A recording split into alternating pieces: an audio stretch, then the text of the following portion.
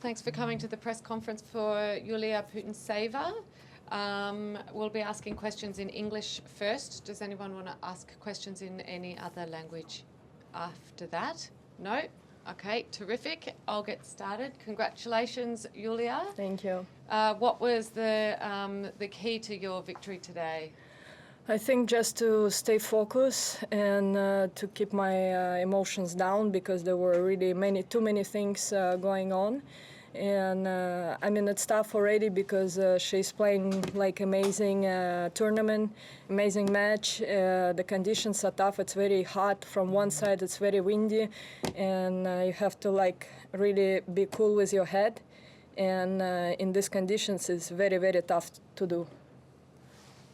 It could be so tough when you're up against a crowd that's rooting for your opponent. Just how you've been able to channel that energy throughout the week, because you also had Bia in the first round too. I mean, there is always like someone in favor and someone to cheer for, and that's what's great about the sport. But today I think was really a lot of disrespectful moments when they were screaming between my first and second serve, but screaming not even like really loud, like just to make me mistake. And in the game, I think it was 4-3. Was a big point, and like I opened court very good. I take my forehand, and the guy just started like coughing, like just for my shot, and I was like, okay, now I'm not gonna lose. Like really, I was ready to take it all, but I was ready to fight like until I die there. And I mean, what can I do? It's just some people have education of tennis, and unfortunately, some of them not. Do you think the crowd was disrespectful in the last set in particular, and in your interview after the match?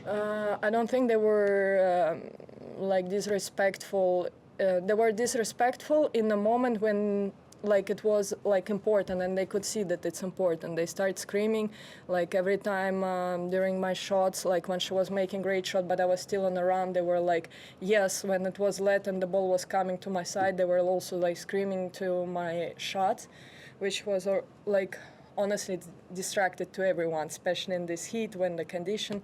But I'm very happy that I kept my calm, because Yulia last year would probably throw something at them at some moment. I guess going off of that, you probably know coming into these matches that you're not going to be the fan favorite just based off how she brought a crowd earlier. Yeah. How do you talked about staying focused without losing your cool. Kind of how do you do that, especially when you're, as you alluded to, coughing between serves, doing stuff to kind of get into your head? Honestly, like today and in the first match, it's kind of funny, but I was singing a song. It's like a Russian song. It's a very like old school from old movies, and the song is about rabbits. Like it has nothing to do with anything. It's just about rabbits who eats the grass, and I was like distracting myself with this. So I guess talking about even amongst all the Turkish crowd, you did have some Kazakhstan support in the four corners. No, I was very thankful for them. The guys like were cheering, was trying to stay, alive around the Turkish crowd. They were a small group, but they were very, very supportive. Also, like Australian guys was like screaming in the third set, like Yulia. I could hear them, and it was like bringing like a good moment, like that. I'm not against the world. So the song you were talking about, about the rabbits, is that something that you always think about in these matches? No, or is it just I don't know. Like I I haven't seen this movie like since my childhood. Like it's a very, very old movie, a Russian movie, and it's. I think I watched it last time when I was 14, and I don't know why it came out. This song about the rabbits and about the unfortunate island. I was just singing those songs in my head, and I didn't know why. Usually I'm like Taylor Swift, like like some kind of vibe song, and I don't know, like the weekend, and here it comes like a rabbit song. I'm like, I don't know why. Were you also dancing to the rabbit song? No, dance it was like just in the end, because I was like too tired, and the guys was like whistling, and I mean, what can you do? Like, you have to just dance through it. About I know you've been with Kazakhstan for a lot of years now at this point. I'm curious what you think of this new program that Uzbekistan is also doing, sort of the same model, getting a lot of Russian players to switch, and I think it can be successful. I mean, I don't know about situation in Uzbekistan, and I heard that a few players changed their nationality, but I haven't. I don't know what's going on there, and honestly, I don't really care. Okay. Well, how much? I guess let me ask it a different way. How much has switching to Kazakhstan helped your career?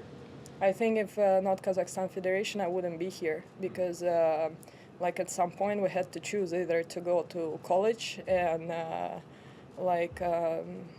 to play for college because I was a very, very good junior, or to continue career. But my parents, they had no financial support or any kind of support because in Moscow it's very expensive. We used to not have any good facilities there to train, and the only course that I was going to practice, it was 1.5 hours driving. So I was doing my school in the morning, then we would drive 1.5 hours. I would spend 4 hours in the court, and then we would drive 1.5 hours back. And then between the practices, I had to do homework. So it was very, very tough. Yeah. And the day was starting at 8, finishing at 10, and there was no time for anything. TV was allowed for 1 hour before going to bed. So it was and then Kazakhstan came with support, ideas, how it should be. Like I said many times, when we came with my parents to the facilities of Astana, we arrived, they give us bowls, new bowls, full box, and my father was like, "Is it free?" We were like, "Of course, you need water, towels, anything, gym or whatever." My father was, we're staying.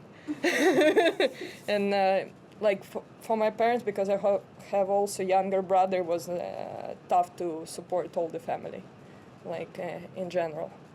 So what does it mean to you now when you see Kazakh people and you have this sort of long connection now with No, this, I this have country?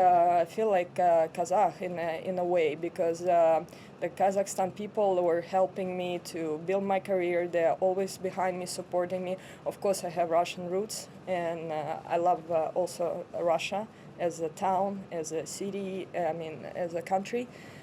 Not what's been going, it's tough to say. I don't want to say anything. Yeah. So I just want to say that in Kazakhstan I'm getting support no tomorrow. Have we got any tennis questions? Yeah, I was just going to ask how you were feeling in the preseason, because you're playing quite well. So just curious how you were feeling coming into the year. Honestly, it's first time I was doing my preseason in Dubai, because usually I was doing it in Florida. But again, Kazakh Federation offer not even top juniors and top players to come to Dubai. They were doing it for a few years, and I was okay, I want to join this year, and it's working well. Did Sonia say anything to you after the match? No, she just says thank you. Just thoughts on your next opponent. You could play either, I don't know if you want to know, Jovic or Paulini. Oh, I haven't even watched who I'm playing. Thank you for telling me. My coach will do the job. I'm chill about it. Okay. Yeah, I just want to enjoy this moment. I know I don't speak your language, but what's the name of the song or the movie that you were referencing? Бриллиантовая рука. It's on Russian, and the song is Остров невезения, and the other one is Песня про зайцев. So it's basically Unfortunate Island, and the song about the rabbits. Wide World of Sports is your home of the Australian Open. From highlights of the best players, every magic Aussie moment, and the best expert analysis. We'll have every nail-biting, heartwarming and edge-of-your-seat point covered. Subscribing to Wide World of Sports on YouTube is a must for any tennis fan.